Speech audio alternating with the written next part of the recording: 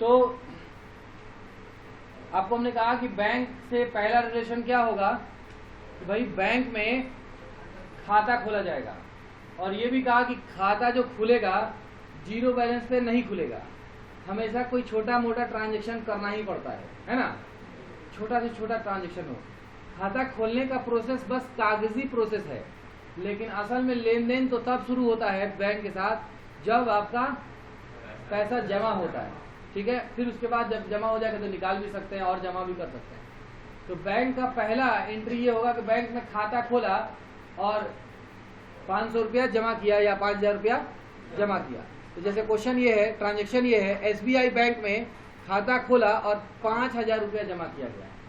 तो इसमें दो नाम आ रहा है, एक तो बैंक का नाम आ रहा है और दूसरा ये दिख रहा है कि बिजनेस में से पैसा जा रहा है। ये पता चल रहा है ना, और जा कहाँ रहा है, तो बैंक के पास जा रहा है। तो बैंक पर्सनल अकाउंट है, संस्था है, पर्सनल है ना। पाने वाला डेबिट, देने वाला क्रेडिट, पा रहा है कि दे रहा है, तो बैंक को डेबिट में लिखेंगे, ठीक है ना। बैंक का नाम दिया हुआ है इसलिए आप SBI भी लिख सकते हैं डायरेक्ट, या SBI ही लिखें। नहीं दिया रहता है बैंक का नाम तो फिर आप बैंक लिखते हैं। क्लियर है। और दूसरा क्या है, कैश है। तो बिजनेस में कैश आ रहा है कि जा रहा है, बिजनेस से पैसा बैंक के पास जा रहा है, तो बिजनेस से पैसा तो जा रहा है ना। तो कैश को क्या कर देंगे, क्रेडिट कर देंगे। क्लियर है, कोई डाउट। तो बैंक में पैसा जब भी जमा होता है तो बैंक को के नाम को डेबिट कर देते हैं क्योंकि वो पाने वाला होता है, और बैंक कैश को क्या कर देते हैं, क्रेडिट कर देते हैं क्योंकि पैसा मेरे दुकान से जा रहा होता है। क्लियर है, ओके है। पर्सनल, रियल और नॉमिनल का नियम बाबू बिल्कुल क्लियर होना चाहिए। अभी बस ये जो बॉक्स है उसी पर ध्यान देना है। नेक्स्ट बार जब पढ़ेंगे तो क्या करेंगे, तो ये वाला सब पढ़ेंगे, अभी नहीं। दूसरा बैंक का एंट्री है कि बैंक में पैसा जमा करना। बात वही है, खाता खोलिए और जमा कीजिए, दोनों एक ही चीज होता है। लेकिन खाता खोलते वक्त थोड़ा सा नरेशन चेंज होता है, new bank account open and cash deposited. और जब आप सिर्फ जमा करते हैं तो यहाँ पर लिखा रहता है कैश डिपॉजिटेड इनटू बैंक। यहाँ नया खाता खोलने का बात कहीं नहीं लिखा जाएगा। अभी फिलहाल उसकी बात नहीं है, सिर्फ हमको क्या करना है, इस बॉक्स पे ध्यान देना है। पैसा जमा किया गया है बैंक में, तो इसमें दो नाम दिख रहा है, क्या, बैंक, और दूसरा क्या, कैश। तो बैंक यहाँ पर पाने वाला है कि देने वाला है, पाने वाला है। तो पाने वाले को क्या करते हैं, डेबिट करते हैं। कैश आ रहा है कि जा रहा है, जा रहा है, तो फिर क्या करेंगे, क्रेडिट करेंगे। क्लियर है। बैंक से पैसा निकालना, बैंक से पैसा निकालना। तो यहाँ पर एक बैंक आ रहा है और दूसरा कैश आ रहा है। अब यहाँ बैंक देने वाला है कि पाने वाला है, देने वाला है। देने वाला होने की वजह से क्या होगा, ये क्रेडिट में हो जाएगा। पैसा बिजनेस में आ रहा है कि जा रहा है, आ रहा है, तो इसको क्या कर देंगे हम लोग, डेबिट करेंगे। क्लियर है। ये डेबिट क्रेडिट करना बिल्कुल क्लियर होना चाहिए। अब देखिए, ये एक बैंक से दूसरे बैंक में ट्रांसफर हो रहा है पैसा। यहाँ पर लिखा है SBI बैंक से PNB बैंक में 2000 रुपया ट्रांसफर किया, ठीक है। तो इसमें कैश आपके बिजनेस में आया है क्या, नहीं, सीधे फंड जो है क्या हुआ है, SBI में से निकला है और PNB में चला गया ना। तो इसमें दो नाम दिख रहा है, SBI और PNB, दोनों पर्सनल है, दोनों पर्सनल है। एक पाने वाला होगा है, एक दूसरा देने वाला है। कौन पाने वाला है, PNB पाने वाला है, इसलिए इसको डेबिट करेंगे। और SBI क्या है, देने वाला है, इसलिए क्या करेंगे, क्रेडिट कर देंगे। क्लियर है, बोलिए, ओके है। अब यदि किसी व्यक्ति या संस्था को पैसा दिया जाएगा तो क्या एंट्री होगा। बैंक वाला मामला सारा क्लियर है ना। हमने दो अभी तक एंट्री पढ़ाया आपको, कौन कौन। एक तो पूंजी वाला कि कैसे पूंजी लगता है तो क्या एंट्री बनता है। दूसरा बैंक में पैसा जमा करते हैं या बैंक से पैसा निकालते हैं या फिर बैंक से बैंक में ट्रांसफर करते हैं तो क्या एंट्री बनता है। क्लियर है। किसी व्यक्ति या संस्था को पैसा देना, भाई क्वेश्चन है, ट्रांजैक्शन ये है कि मोहन को पैसा दिया गया है, तो बिजनेस में तो पैसा जा रहा है, पाने वाला कौन है, तो दो नाम दिख रहा है, मोहन और कैश। हमेशा बिजनेस की तरफ से देखते हैं। अब आप दिमाग मत निकाल लीजिए सर मोहन की तरफ से देखेंगे तो मोहन तो पाने वाला हो गया, ठीक है, पाने वाला हो रहा है, पैसा उसके पास आ रहा है, पैसा क्या हो रहा है, तो हमको उसके तरफ से नहीं देखना है, हमको अपने बिजनेस की तरफ से देखना है। तो मेरे बिजनेस के हिसाब से पैसा तो मेरे यहाँ क्या हो रहा है, जा रहा है, और कैश क्या हो गया है, कैश जा रहा है और मोहन पाने वाला है, ठीक है। मोहन पर्सनल है, पाने वाला है तो डेबिट कर देंगे, और कैश रियल है, जा रहा है तो इसको क्या कर देंगे, क्रेडिट कर देंगे। क्लियर है बाबू, बोलिएगा ओके। ये व्यक्ति को पैसा देने वाला समझ में आ रहा है। इसकी जगह कोई संस्था भी हो सकता था, जैसे आप कहिएगा सर नेशनल कंप्यूटर को 2000 रुपया दिया, तो व्यापार की तरफ से नेशनल कंप्यूटर तो अलग संस्था है नहीं, तो उस संस्था को पैसा दिया जा रहा है, तो पैसा पाने वाला है कि देने वाला है, पाने वाला है, तो नेशनल कंप्यूटर क्या हो जाएगा, डेबिट हो जाएगा। अब पैसा आपके संस्था से जा रहा है, आपके बिजनेस से जा रहा है, तो पैसा क्या हो जाएगा, क्रेडिट हो जाएगा। क्लियर है, बहुत आसान सा नियम है। अक्सर ट्रांजेक्शन में पैसा आ ही जाता है क्या, तो आप अपने व्यापार से देख लीजिए कि आपके व्यापार से पैसा जा रहा है कि पैसा आ रहा है, बस नहीं, व्यापार से पैसा जा रहा है तो क्रेडिट कर देंगे, पैसा आ रहा है तो डेबिट कर देंगे, ठीक है। बोलिए ओके है।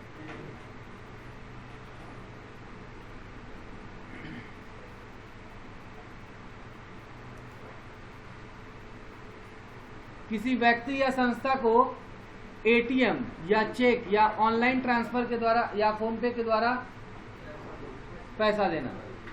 अक्सर आप किसी को दे देते हैं, जैसे आप नेशनल कंप्यूटर को 2000 रुपये पेटीएम कर दिए, तो पाने वाला कौन है, नेशनल कंप्यूटर, ठीक है, तो नेशनल कंप्यूटर डेबिट हो जाएगा। कैश जा रहा है आपके पास से, नहीं नहीं नहीं, कैश नहीं जा रहा है, आपके बैंक अकाउंट में से वो पैसा जा रहा है।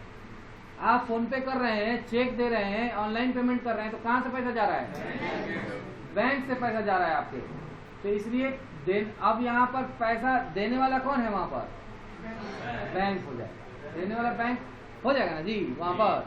क्लियर है जी।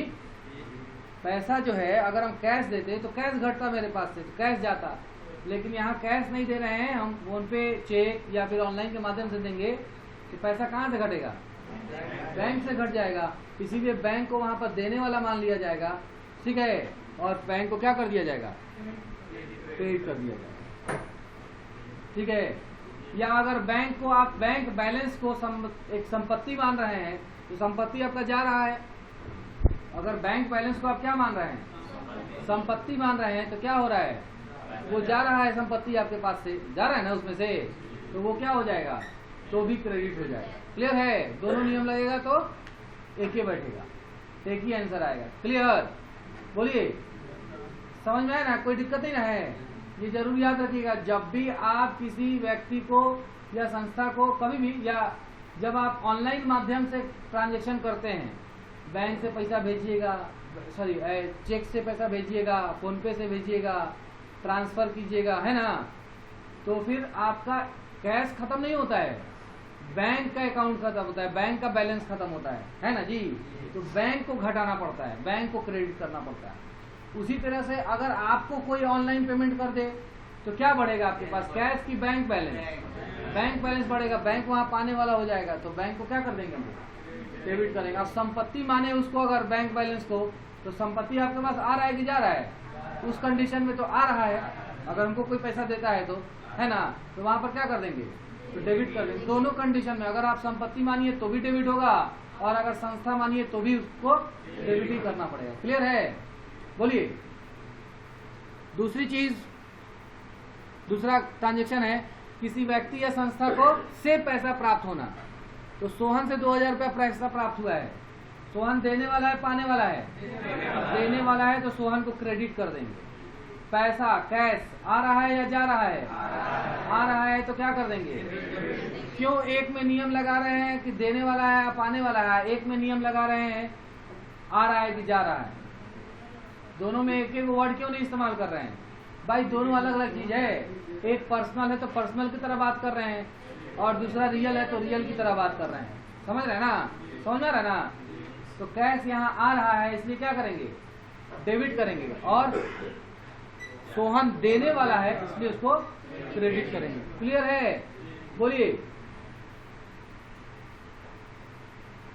किसी व्यक्ति या संस्था से एटीएम या चेक या ऑनलाइन ट्रांसफर फोन पे के द्वारा पैसा प्राप्त करना, इसकी बात किए हम लोग, इसमें पैसा हम लोग के पास आ रहा है। तो जैसे ट्रांजैक्शन है, सोहन ने फोन पे के द्वारा 3000 रुपये दिया, देने वाला कौन है, सोहन, क्रेडिट हो जाएगा। पैसा आ रहा है, किस रूप में आ रहा है, बैंक में आ रहा है, बैंक में आ रहा है। तो यहाँ कैश को लिखेंगे कि बैंक लिखेंगे, बैंक लिखेंगे। बैंक में भी हम एसबीआई क्यों लिख दिए हैं, वजह यह है कि अभी कुछ देर पहले आपने पढ़ा था कि हमारे पास जो खाता खुला है किसमें खुला हुआ है, तो पैसा आएगा कहाँ, ठीक है ना। ये अपने कॉमन सेंस से हमने लिखा है कि यहाँ पे एसबीआई भी हो सकता है, क्योंकि मेरा पैसा कहाँ आएगा, एसबीआई में ही आएगा। समझ रहे बात आप, ठीक है। तो बैंक पाने वाला है कि देने वाला है, यहाँ पाने वाला है, तो डेबिट कर देंगे, ठीक है। बैंक बैलेंस को अगर संपत्ति भी माने तो संपत्ति आ रहा है मेरे पास कि जा रहा है, आ रहा है, तो भी उसको क्या कर देंगे, डेबिट कर। दोनों कंडीशन से डेबिट कर सकते हैं। और देने वाला कौन है, सोहन, तो सोहन देने वाला है तो उसको क्रेडिट कर देंगे। क्लियर है? बोलिए। आगे बढ़े, ये बातें समझ में आ गई?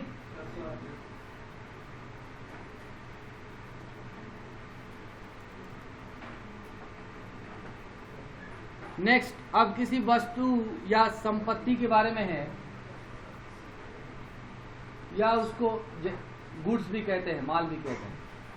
मतलब संपत्ति को ही, कोई वस्तु या संपत्ति ही दो रूप में हो सकता है, या तो वो संपत्ति वस्तु के रूप में होगा या तो गुड्स के रूप में होगा। कब? देखिए, इसका थोड़ा सा कॉन्सेप्ट है कि यदि कोई वस्तु या संपत्ति आपने बेचने के लिए रखा है, व्यापार के लिए रखा है, तो वो आपका गुड्स हो गया। और अगर आपने उसको अपने बिजनेस के यूज के लिए रखा है, मतलब बस अपने रख रखाव के लिए रखा है, तो वो आपका संपत्ति होगा। एग्जाम्पल देते हैं, कंप्यूटर भी एक तरह से देखा जाए तो रियल अकाउंट ये संपत्ति ही है, और कुर्सी टेबल भी क्या है, संपत्ति ही है, नहीं। लेकिन कंप्यूटर का दुकान है तो कंप्यूटर वहां किस लिए रखा गया होगा, बेचने के लिए रखा गया होगा। तो यहाँ पर जब बेचने के उद्देश्य से कंप्यूटर रखा गया है, संपत्ति रखा गया है, तो उसको गुड्स कहा जाएगा। और कंप्यूटर के दुकान में ही कुछ चेयर वगैरह रखा गया है, तो वो बेचने के लिए रखा गया होगा, नहीं भाई, कंप्यूटर का दुकान है तो चेयर थोड़ी बेचेंगे, तो वो बैठने के लिए, कस्टमर्स के लिए रखा गया है। तो वो दुकान के रख रखाव के लिए रखा गया है कि दुकान की व्यवस्था के लिए रखा गया है ना जी, तो वो आपका क्या हो गया, संपत्ति हो गया। तो संपत्ति और गुड्स का मतलब समझ में आया? अच्छा ये बताइए, फर्नीचर का दुकान है और वहां पर एक कंप्यूटर रखा हुआ है, तो कंप्यूटर वहां का गुड्स है कि एसेट्स है? एसेट्स है, वो बेचने के लिए नहीं रखा हुआ है।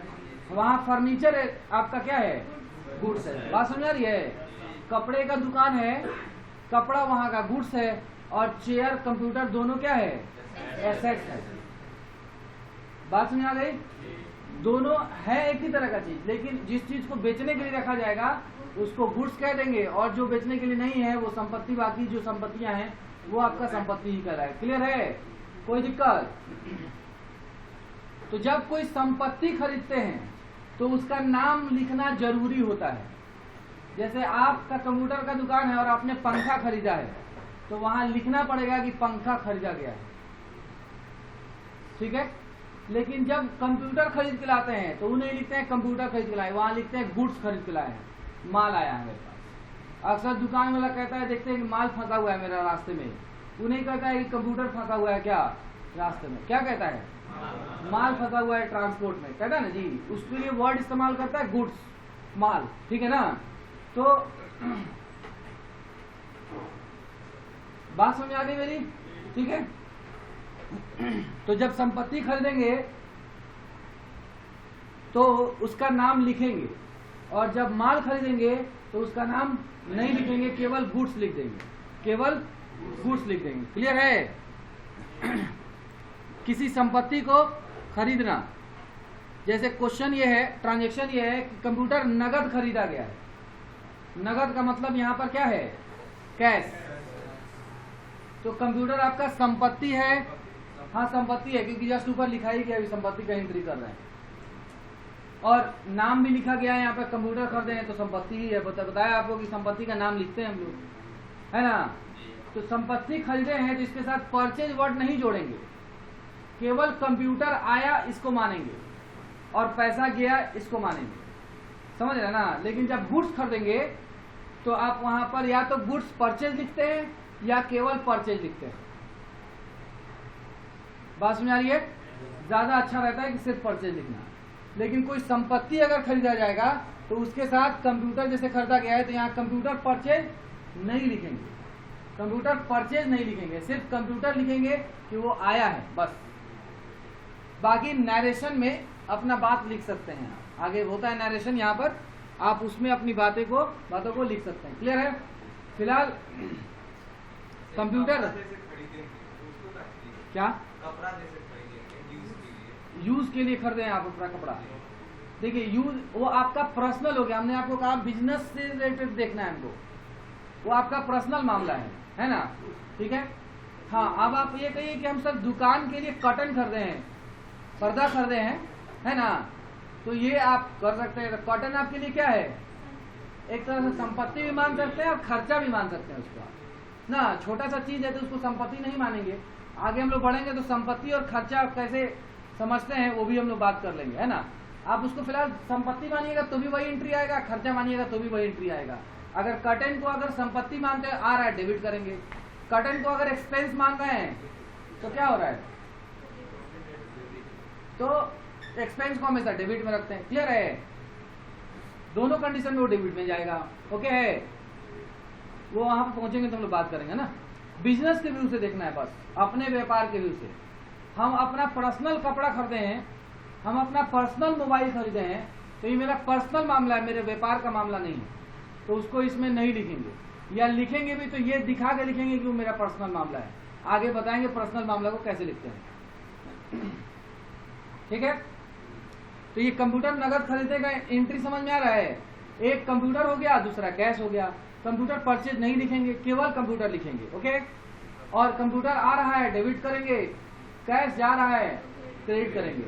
और ऊपर वाले ग्राम से दोनों रियल अकाउंट है, ज्यादा दिमाग लगाने वाला बात है नहीं, है ना। एक आएगा दूसरा जाएगा। क्लियर? ओके है।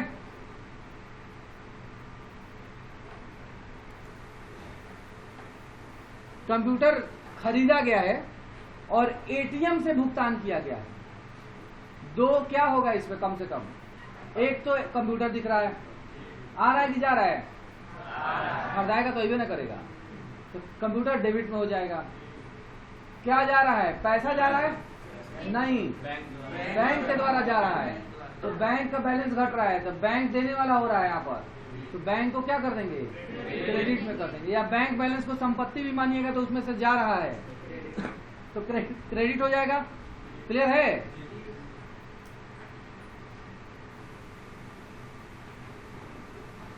यहां तक बात समझ में आई? अब यहां जरा देखिए, ये बड़ा अच्छा क्वेश्चन है, ट्रांजैक्शन है कि नेशनल कंप्यूटर शॉप से कंप्यूटर 20,000 रुपए का उधार खरीदा गया है। अब आने वाला तो दिख रहा है कि कंप्यूटर आया है, लेकिन जा क्या रहा है, कुछ नहीं, कुछ नहीं जा रहा है। जब कुछ नहीं जा रहा है, लेकिन जाएगा कहाँ, एक ना एक दिन तो हमको पैसा देना ही पड़ेगा।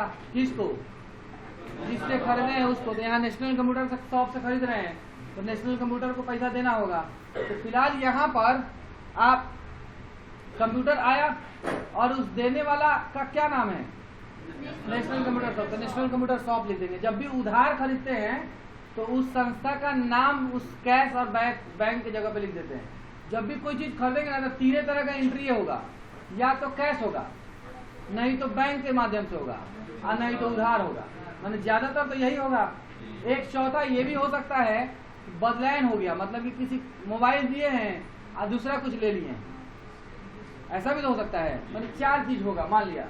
तो कैश होगा, तो अगर नगद खरीदे होंगे तो कैश क्रेडिट करेंगे, बैंक के माध्यम से किए होंगे तो बैंक को क्रेडिट करेंगे, अगर मोबाइल दे के खरीदे हैं तो मोबाइल को क्रेडिट करेंगे, नहीं मोबाइल जा रहा है। अगर कुछ भी नहीं खरीद दिए हैं तो उस व्यक्ति का या उस संस्था का नाम लिख देंगे जिस व्यक्ति या संस्था से उधार खरीदा गया है। तो उस दुकान का नाम, पॉइंट याद रखिएगा, उस दुकान का नाम जिस दुकान से आप खरीद रहे हैं तभी इस्तेमाल होता है जब उधार खरीदा गया हो। अगर आपने उधार नहीं खरीदा है, नगद खरीदा है, बैंक से के द्वारा माध्यम से खरीदा है, तो फिर आपको उसके नाम को आपने डेबिट या क्रेडिट में लिखने का कोई भी जरूरत नहीं है। तभी नाम लिखेंगे जब क्या हो, उधार। किसका नाम? जिससे खरीद रहे हैं या जिसको बेच रहे हैं, मतलब अपने कस्टमर का नाम या अपने महाजन का नाम तभी लिखते हैं जब क्या हो, उधार। याद रहेगा? बोलिए।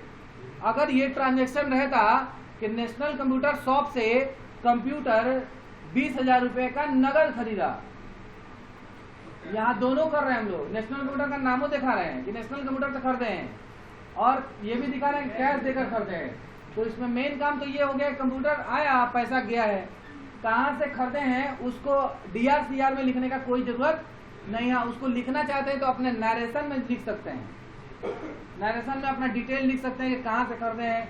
समझ गए बात आप? बोलिए। ट्रांजैक्शन में अगर डेबिट क्रेडिट में अगर नाम आ रहा है किसी व्यक्ति या संस्था का खरीदते समय कोई चीज, तो समझ जाइए क्या है, उधार है, और उधार होगा तभी नाम आएगा। बोलो बाबू, ये क्लियर है? वर्ड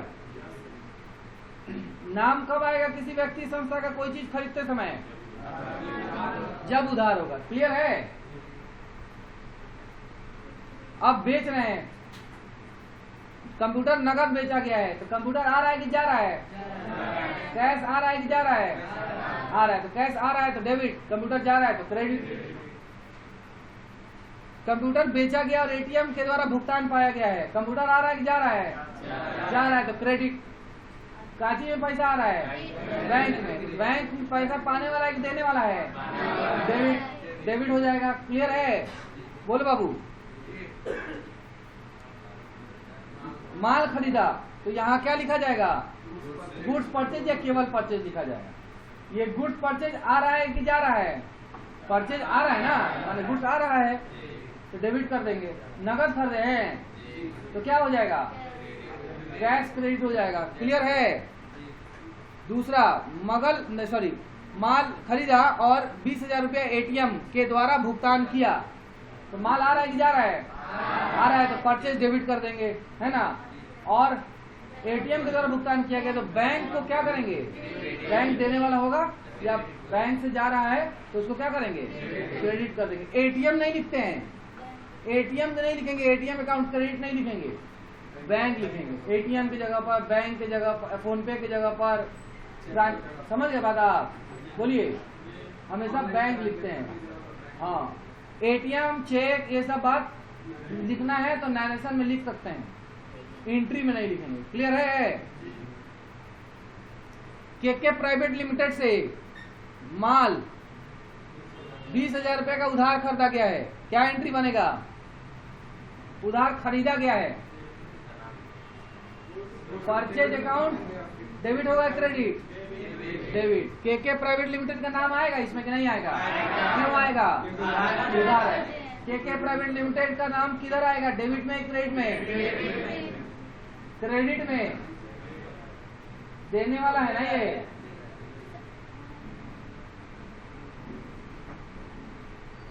माल बेचना, नगद माल बेचा, कैश को डेबिट कर देंगे।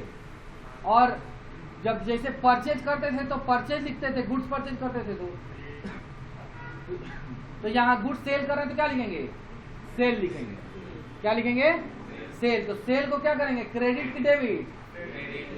क्रेडिट, क्योंकि माल यहाँ पर क्या हो रहा है? सेल से जा रहा है, तो सेल को क्या करेंगे? सेल किसके बदले में लिखा गया है? माल के बदले में लिखा गया है। माल के बदले में दो ही वर्ड लिखते हैं, या तो परचेज नहीं तो सेल, ना दो और लिखते हैं, परचेज रिटर्न और सेल रिटर्न। ठीक है ना? फिलहाल अभी दो को याद रखिए, परचेज और सेल लिखते हैं। तो परचेज कब लिखेंगे? जब खरीद रहे होंगे तो। आप सेल कब लिखेंगे? जब बेच रहे होंगे तो। आप परचेज रिटर्न कब लिखेंगे?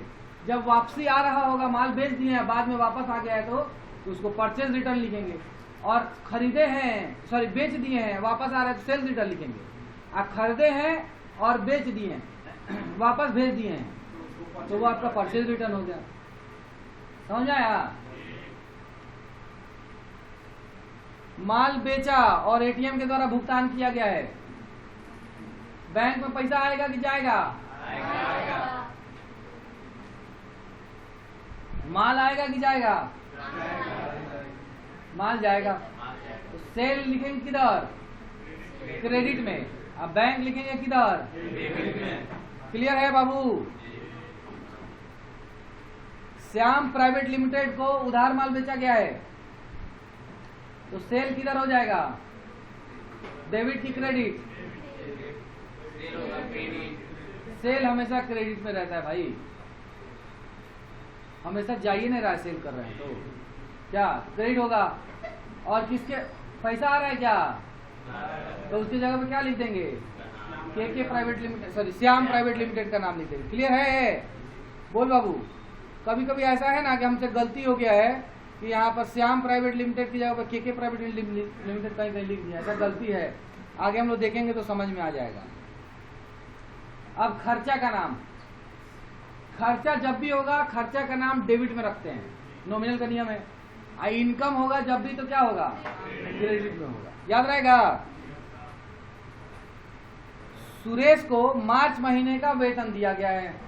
इसमें असल तो काम ये हो रहा है कि वेतन दिया जा रहा है, तो हो गया सैलरी। खर्चा का नाम है कि इनकम का नाम है? यहाँ दिया जा रहा है तो खर्चा है, तो डेबिट में रहेगा। और कैश दिए होंगे ना, लिखा तो नहीं है कैश, तो ये भी तो नहीं लिखा है कि एटीएम पे या फोन पे से दिए हैं, तो क्या है? कैसे दिए होंगे तब, तो कैश को क्या करेंगे? क्रेडिट हो जाएगा। क्लियर है? तो सैलरी अकाउंट डेबिट और कैश अकाउंट क्रेडिट होगा। सैलरी पेड लिखा गया है ताकि समझ में आ जाए क्या कि दिया गया है, नहीं तो सैलरी रिसीव भी तो हो सकता था अगर हमको कोई देता तो। चलिए, फरवरी महीने का बिजली बिल जमा किया गया है, तो मेन काम तो ये हुआ है कि बिजली बिल जमा हुआ है। बाकी फरवरी महीना अगर दिखाना है तो क्या करेंगे? नरेशन में लिख सकते हैं। तो फरवरी महीने का बिल क्या किया गया है? जमा किया गया है। बिजली बिल जमा किया गया है सीधा तौर पर। बिजली बिल का इलेक्ट्रिसिटी बिल खर्चा है, इलेक्ट्रिसिटी बिल को क्या कहते हैं? करेंगे डेबिट की क्रेडिट? डेबिट। आप कैश को क्या करेंगे? समझ में आ रहा है? Cash credit, electricity bill debit. मकान मालिक को वेतन, सॉरी मकान किराया दिया गया है, चेक के द्वारा दिया गया, तो यहाँ रेंट खर्चा है, डेबिट हो जाएगा। लेकिन कैश नहीं दे रहे हैं, बैंक के माध्यम से दे रहे हैं, तो बैंक को क्या कर देंगे? क्रेडिट कर देंगे। Very good. बैंक, अब आपको बात समझ में आ रही है। स्टेट बैंक ऑफ इंडिया के द्वारा 1,000 रुपया एटीएम चार्ज काटा गया है। एटीएम चार्ज खर्चा है कि इनकम है? खर्चा है, डेबिट कर देंगे। कहाँ से कटा है? बैंक को क्रेडिट कर देंगे। समझ में आया? कैश थोड़ी दिए ले जाके, तो बैंक बैलेंस से ही काट लिया है। समझ गए बात? बोलिए। अब आय आ रहा है, मोहन से मार्च महीने का 1,000 रुपए का कमीशन पाया। कमीशन पाया, कमीशन क्या है? इनकम है कि एक्सपेंस? इनकम है। इनकम को कहाँ रखते हैं? Debit credit? क्रेडिट में रखते हैं, ठीक है। और कैश के रूप में आया है, तो कैश को क्या कर देंगे? डेबिट कर देंगे। बोनस के रूप में 12,000 रुपए का चेक प्राप्त हुआ है। बोनस क्या है? Income expense?